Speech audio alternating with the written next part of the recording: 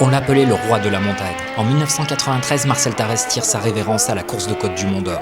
Et de quelle manière? Il pulvérise le record de l'épreuve et colle plus de 3 secondes au reste du monde. C'est le jubilé du siècle. Marcel Tarès, c'est 10 titres de champion de France de la montagne. Un nom qui a glacé le sang de ses rivaux pendant 2 décennies. Avant lui, la course de côte avait un parfum d'amateurisme passionné. Marcel, il est arrivé et il a tout balayé. Il a amené le professionnalisme pur, une rigueur chirurgicale, une structure organisée. Il ne venait pas là pour tenter sa chance, il venait pour exécuter un plan.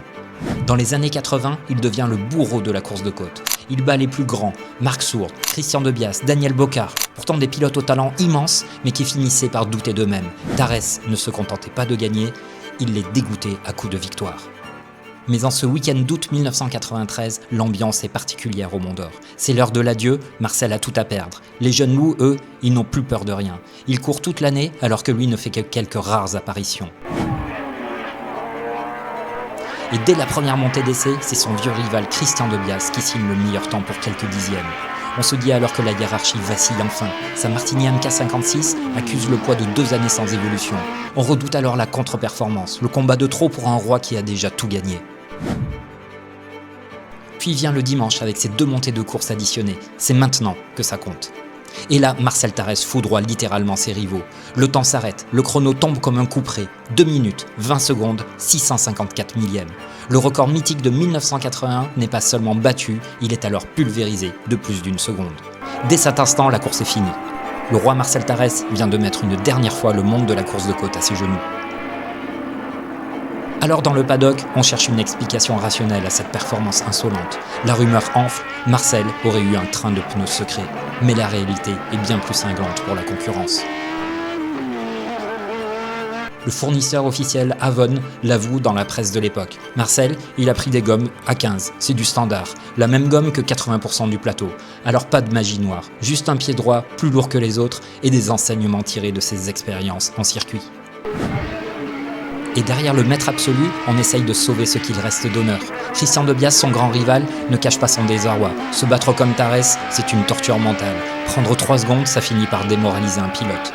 Pour lui et Daniel Bocard, le départ de Marcel Tarès est une bouffée d'oxygène. Ils vont enfin pouvoir respirer, courir à nouveau entre pilotes humains. Bocard, lui, termine 2e au scratch. Il assure son titre de champion. C'est le pragmatisme face à la foudre.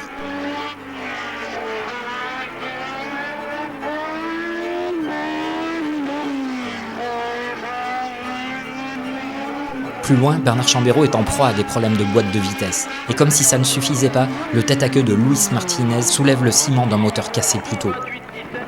Les chances de Chambéraud sont définitivement ruinées.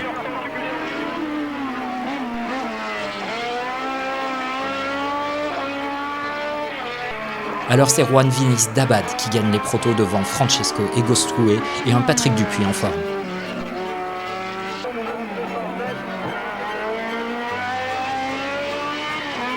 Francis Lozière, lui, survole le groupe A avec sa BMW.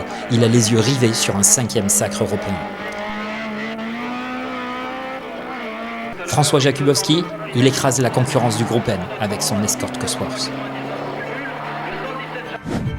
Dernière ligne d'arrivée. Le drapeau à damier s'abaisse, Marcel Tarès retire son casque pour la dernière fois en compétition de course de côte. C'est fini, sa décision est irrévocable. Il quitte la montagne pour le bitume plat des circuits. Marcel Tarès a refermé la porte derrière lui. Il a laissé un standard de perfection qui inspire encore aujourd'hui. Le roi est parti. Le record, lui, est resté gravé dans la pierre du Mont d'Or jusqu'à l'arrivée des controversées Formule 3000. Je crois que surtout le fait de faire ce que l'on aime dans la vie et d'être passionné de quelque chose sans regarder ce que l'on gagne ou ce que l'on perd permet de rester jeune. À partir du moment où on aime le métier que l'on fait, quel que soit le métier, je pense qu'on est déjà très très heureux.